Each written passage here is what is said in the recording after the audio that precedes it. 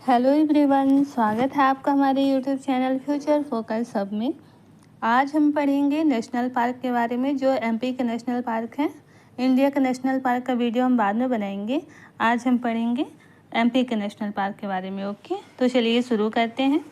मध्य प्रदेश में राष्ट्रीय उद्यान। मध्य प्रदेश में कुल 11 राष्ट्रीय उद्यान हैं और मध्य प्रदेश में कुल 9 टाइगर रिजर्व हैं, जिसमें से 7 राष्ट्रीय उद्यान हैं और 2 वन्यजीव अभयारण्य। ओके, इसमें कंफ्यूज नहीं होना है। देखिए, जो टोटल एमपी में 11 राष्ट्रीय उद्यान हैं, यानी कि एमपी में टोटल 11 नेशनल पार्क हैं, जिसमें से 7 नेशनल पार्क को टाइगर रिजर्व बनाया गया और 2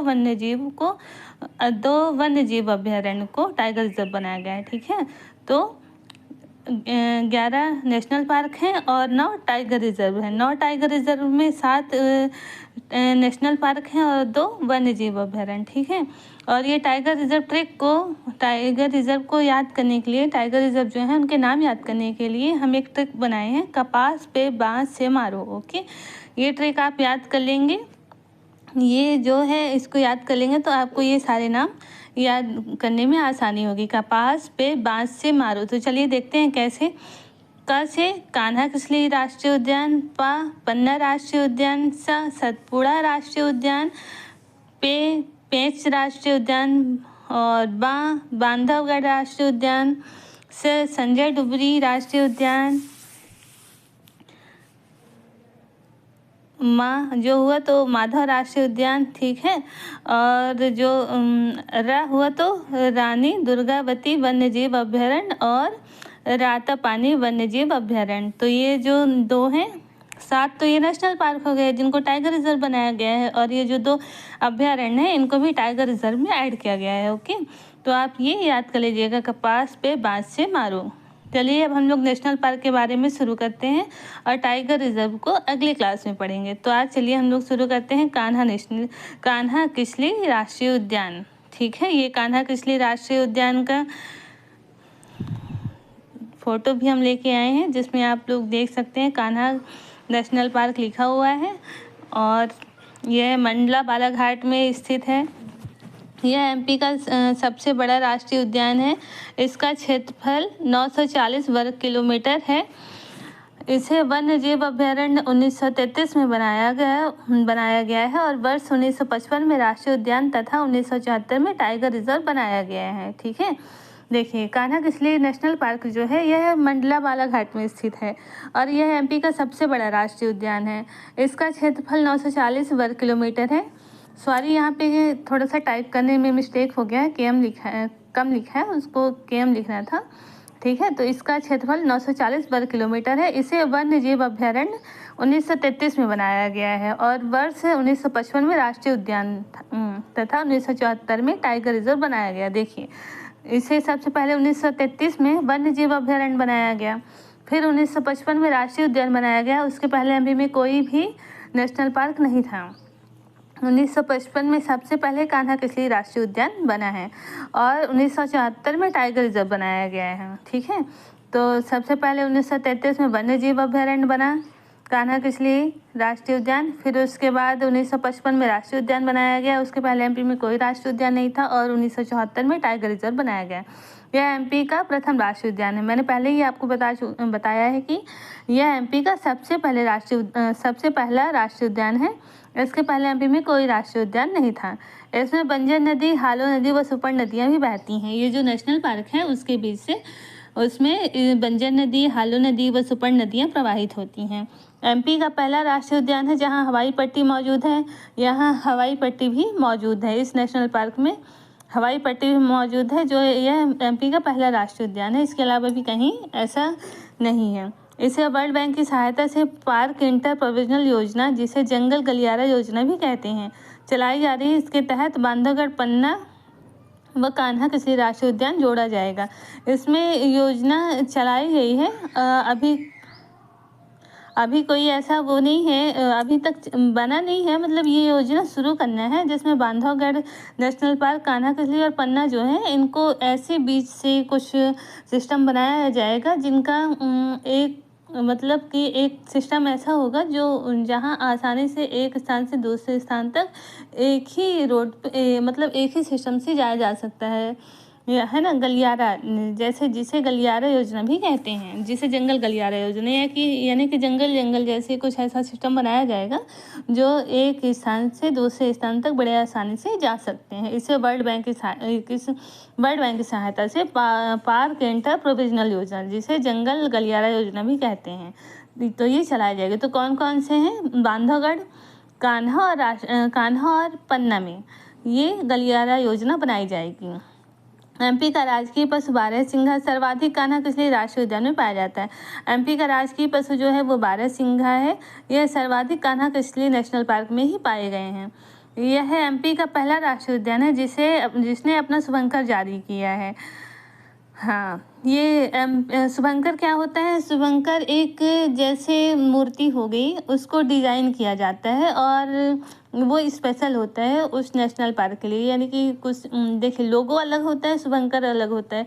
लोगो क्या होता है? लोगों को हम टच नहीं कर सकते, है ना।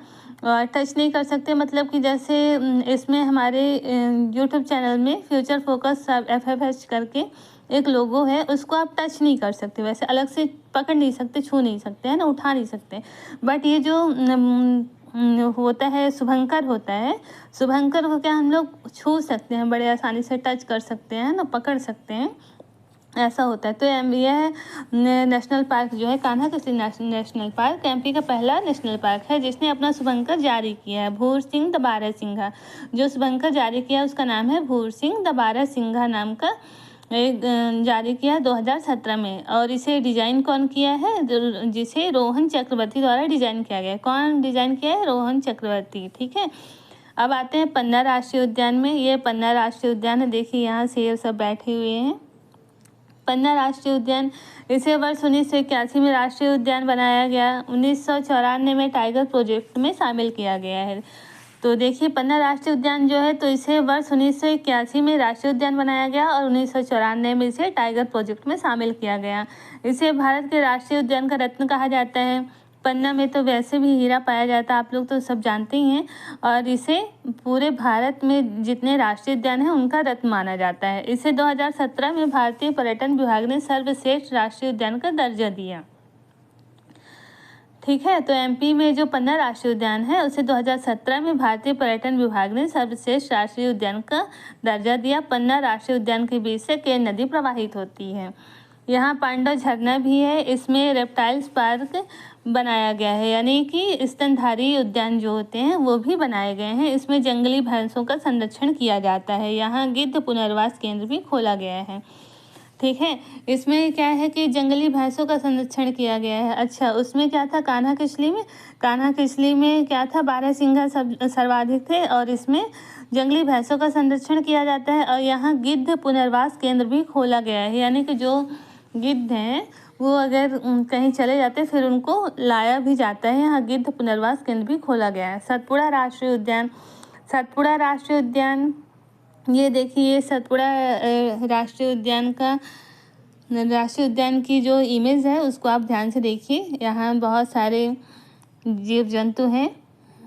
यह नर्मदापुरम में स्थित है। नर्मदापुरम पहले होशंगाबाद था, अब होशंगाबाद का नाम बदलकर नर्मदापुरम कर दिया गया है। तो यह नर्मदापुरम में स्थित है। इसे वर्ष 1981 में राष्ट्रीय उद्यान घोषित किया गया है।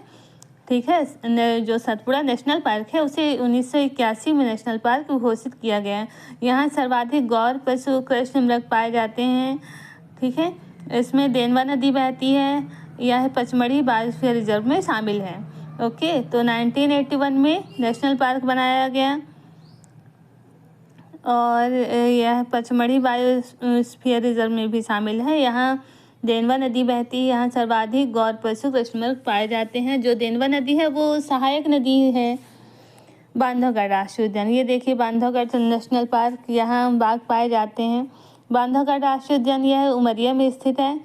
इसे वर्ष 1968 में नेशनल पार्क बनाया गया और 1993 में टाइगर रिजर्व बनाया गया। ये चीज़ें जो सन है उनको आप ज़रूर पढ़िएगा और ज़रूर से ज़रूर नोट करिए, क्योंकि ये बहुत इंपॉर्टेंट होता है। एग्ज़ाम में यही सब आते हैं। सारे कॉम्पिटिटिव एग्ज़ाम जो होते हैं उनमें ये सब बहुत ज़रूरी होते हैं। और ऐसे ही 20 से क्वेश्चन आते हैं जिसमें बच्चे कंफ्यूज होते हैं। तो ये सारी चीज़ें आप नोट्स करके रख लीजिए, जो पढ़ने में आसानी होगी आपको। तो बांधवगढ़ राष्ट्रीय उद्यान जो है तो ये उमरिया में स्थित है। इसे वर्ष 1968 में राष्ट्रीय उद्यान बनाया गया और 1993 में टाइगर रिजर्व बनाया गया। इसका वर्णन पौराणिक ग्रंथ शिव पुराण में भी मिला है। यह 32 पहाड़ियों से घिरा है। एमपी में सर्वाधिक बाघ 165 बांधवगढ़ राष्ट्रीय उद्यान में शामिल है। ये वाला राष्ट्रीय उद्यान जो है इसको आप जरूर ध्यान से पढ़िएगा। देखिए इसमें क्या इम्पोर्टेंट है, ये बहुत ही इम्पोर्टेंट नेशनल पार्क है। इसमें 1968 में तो नेशनल पार्क बनाया गया, वो ठीक है। 1993 में टाइगर रिजर्व बनाया गया, लेकिन सबसे इम्पोर्टेंट ये है, क्वेश्चन ये आ सकता है कि किस नेशनल पार्क का वर्णन पौराणिक ग्रंथ में किया गया है। तो बांधवगढ़ राष्ट्रीय उद्यान का कहाँ कौन से पुराण में है, तो शिव पुराण में मिला है, ठीक है। और ये 32 पहाड़ियों से घिरा हुआ है। ये भी आ सकता है क्वेश्चन में कि कौन सा नेशनल पार्क है जो 32 पहाड़ियों से घिरा हुआ है, या फिर बांधव राष्ट्रीय उद्यान कितने पहाड़ियों से घिरा हुआ है, तो कितना है 32 पहाड़ियों से नेशनल पार्क घिरा हुआ है। एमपी में सर्वाधिक बाघ 165 बांधवगढ़ राष्ट्रीय उद्यान में शामिल हैं। तो देखिए एमपी में जो सर्वाधिक बाघ सबसे ज़्यादा बाघ 165 बांधवगढ़ में ही है, बाकी में है तो आधे आधे करके सभी में होंगे, लेकिन 165 बांधवगढ़ में होंगे। वैसे एमपी में कुल बाघों की संख्या 750 है, आप लोग को पता होना चाहिए। इस राष्ट्रीय उद्यान में सर्वाधिक बाघ घनत्व होने के कारण इसकी तुलना राजस्थान के रणथंभौर राष्ट्रीय उद्यान से की गई है, ठीक है। जो ये नेशनल पार्क है इसकी सर्वाधिक बाघ घनत्व है ना, इसमें हमने पहले ही बताया कि सबसे ज़्यादा बाघों की संख्या बांधवगढ़ में है, 165 है। और ये इसमें बाघों की संख्या ज़्यादा होने के कारण इसकी तुलना राजस्थान के रणथंभौर राष्ट्रीय उद्यान से की गई है। इसमें जंगली भैंसों का भी संरक्षण किया गया है। जंगली भैंसा पन्ना में भी है और यहाँ भी है, ठीक है। जंगली भैंसों का संरक्षण किया गया है। यहाँ से चरण गंगा नदी बहती है। यहाँ पर सर्वाधिक बांसों की प्रजाति पाई जाती है। यहाँ पर सर्वाधिक बांस के जो पेड़ होते हैं उनकी प्रजाति पाई जाती है और यहाँ से चरण गंगा नदी प्रवाहित होती है। अब आते हैं हम लोग पेंच राष्ट्रीय उद्यान में। पेंच नेशनल पार्क यह सिवनी, छिंदवाड़ा व नागपुर में स्थित है। इसकी स्थापना 1983 में की गई। इसे 1992 में टाइगर रिजर्व बनाया गया, ठीक है। सिवनी, छिंदवाड़ा व नागपुर में पेंच राष्ट्रीय उद्यान स्थित है। इसकी स्थापना 1983 में की गई और 1992 में टाइगर रिजर्व बनाया गया। इसका अन्य नाम इंदिरा प्रियदर्शनी पेंच राष्ट्रीय उद्यान है। 2002 में यह नाम दिया गया है। यहाँ पेंच नदी हिर्री नदी बहती है और रुडयार्ड किपलिंग ने एक उपन्यास द जंगल बुक में इसी राष्ट्रीय उद्यान की कल्पना की है। इसे मोगली लैंड भी कहते हैं। इसका वर्णन अकबर नामक ग्रंथ में भी है। अब देखिए ये भी बहुत इंपॉर्टेंट है। ये जो पेंच राष्ट्रीय उद्यान है इसका नाम तो इंदिरा प्रियदर्शनी पेंच राष्ट्रीय उद्यान 2002 में इसको ये नाम दिया गया है। यहाँ पेंच नदी बहती है, हिरी नदी बहती है, ठीक है ये। लेकिन ये जो रुडयार्ड किपलिंग ने एक उपन्यास लिखा था द जंगल बुक, है ना, तो द जंगल बुक जो है तो उसमें ये जो पेंच नेशनल पार्क है इसी की कल्पना की गई थी। और ये जो टीवी में आता है एक बच्चों का एक सीरियल आता है मोगली करके, है ना, मोगली द जंगल बुक, उसमें इसी राष्ट्रीय उद्यान की कल्पना की गई थी और इसका जो वर्णन होता है वो अकबर नामक ग्रंथ में भी है। तो है ना, तो क्वेश्चन पूछ सकता है आपसे कि जो अकबर नामक ग्रंथ है उसमें किसका वर्णन किया गया, किस नेशनल पार्क का, तो पेंच राष्ट्रीय उद्यान। या फिर पेंच राष्ट्रीय उद्यान का वर्णन किस ग्रंथ में है, तो अकबरनामा में है, ठीक है। अब आते हैं संजय डुबरी उद्यान। संजय डुबरी जो राष्ट्रीय उद्यान है, ये देखिए संजय डुबरी राष्ट्रीय उद्यान में कितने सारे जीव जंतु हैं। यह सीधी में स्थित है। इसकी स्थापना 1983 में की गई और 2008 में टाइगर रिजर्व बनाया गया। विभाजन के पहले तो यह एमपी में ही था, लेकिन विभाजन के समय इसका कुछ भाग छत्तीसगढ़ में चला गया, जिसे सीजी में गुरु घासीदास राष्ट्रीय उद्यान के नाम से जानते हैं, ठीक है। अपने एमपी में इसी को संजय डुबरी राष्ट्रीय उद्यान और सीजी में जब विभाजन के बाद ये सीजी में चला गया तो इसको गुरु घासीदास राष्ट्रीय उद्यान के नाम से भी जानते हैं लोग। यहाँ बनास नदी प्रवाहित होती है और यहाँ कन्हैया दास जलप्रपात भी है, ठीक है। तो जो संजय डुबरी नेशनल पार्क है यहाँ बनास नदी प्रवाहित होती है और कन्हैया दास जलप्रपात भी है। देखिए संजय डुबरी राष्ट्रीय उद्यान और सीधी, इसको आप एक वैसे समझ सकते हैं कि जैसे आपको अगर याद करना है कि संजय डुबरी राष्ट्रीय उद्यान कहाँ है, तो देखिए मान लीजिए संजय कोई है आदमी, ठीक है, और वो बहुत सीधा साधा है और वह डूब रहा, कुछ नहीं जानता, पानी में गया नहाने तो उससे तैरते नहीं आता, बहुत सीधा है तो वो डूब गया है ना। तो आप ऐसे याद कर लीजिए संजय डुबरी राष्ट्रीय उद्यान, तो यानी सीधा है संजय, इसलिए संजय डूब रहा, संजय डूब रही है, ठीक है, संजय डूब रही है, संजय डूब रही है, ये चीज़ याद कर लेंगे ना। तो संजय सीधा है इसलिए डूब रहा है, यानी कि संजय डुबरी जो राष्ट्रीय उद्यान वो सीधी में है क्योंकि सीधा है। ओके, ये सिर्फ एक आपको समझने की ट्रिक है, इसे अन्यथा न ले। तो चलिए आगे पढ़ते हैं। यह सीधी में स्थित है, इसकी स्थापना 1983 में की गई, ये सब मैं आपको बता चुकी हूँ। अब हम लोग पढ़ते हैं माधव राष्ट्रीय उद्यान। माधव नेशनल पार्क जो है, माधव नेशनल पार्क शिवपुरी में स्थित है। 1958 में इसकी स्थापना हुई और 2025 में टाइगर रिजर्व बनाया गया है। यह हाल ही में 2025 में टाइगर रिजर्व बनाया गया है। यह करंट अफेयर का भी क्वेश्चन है जो बहुत ज़्यादा एग्जाम में पूछा गया है कि एमपी का नौवां वो भारत का 58वां टाइगर रिजर्व कौन सा है, तो माधव राष्ट्रीय उद्यान को माधव टाइगर रिजर्व बनाया गया है। यहाँ सांख सागर, माधव सागर, जाधव सागर झीलें हैं। माधव राष्ट्रीय उद्यान में जॉर्ज कैसल भवन स्थित है। इसका निर्माण 1911 में हुआ। यहाँ से मनिहार नदी बहती है। यहाँ सर्वाधिक मात्रा में तेंदुआ पाए जाते हैं, ठीक है। तो अगर पूछा गया है क्वेश्चन में कि माधव राष्ट्रीय उद्यान में सर्वाधिक कौन सा जंतु पाया जाता है, तो तेंदुआ पाया जाता है। अब हम लोग आते हैं वन विहार राष्ट्रीय उद्यान। वन विहार राष्ट्रीय उद्यान भोपाल में स्थित है। इसकी स्थापना 1979 में की गई है। शहर के बीचों बीच एमपी का एकमात्र राष्ट्रीय उद्यान है। यहाँ पर सर्प उद्यान भी बनाए गए हैं, तो यहाँ सर्फ स्नैक गार्डन भी बनाए गए हैं। और यह जो नेशनल पार्क है ये शहर के बीचों बीच है। जो एमपी में जो वन विहार नेशनल पार्क है वो सिर्फ भोपाल में ही स्थित है, जो शहर के बीचों बीच है। बाकी तो सब साइड में होंगे, तभी ये शहर के बीचों बीच एकमात्र राष्ट्रीय उद्यान बनाया गया है।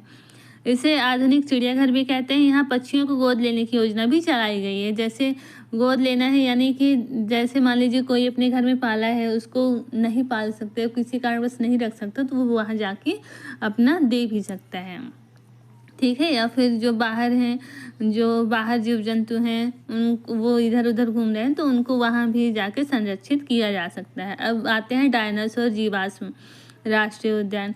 यह धार में स्थित है। इसकी स्थापना 2011 में की गई है। यहाँ पर डायनासोर के अंडे के जीवाश्म रखे गए हैं। यहाँ से जोबट नदी प्रवाहित होती है।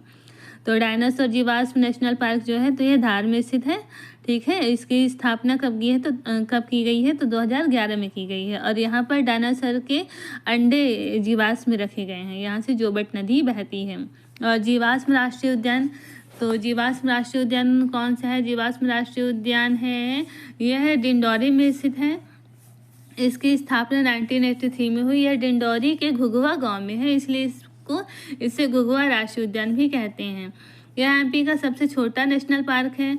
इसका क्षेत्रफल 0.27 वर्ग किलोमीटर है। भारत का दूसरा सबसे छोटा राष्ट्रीय उद्यान है। यह लुप्त प्राय जीवों के अवशेष हैं, ठीक है।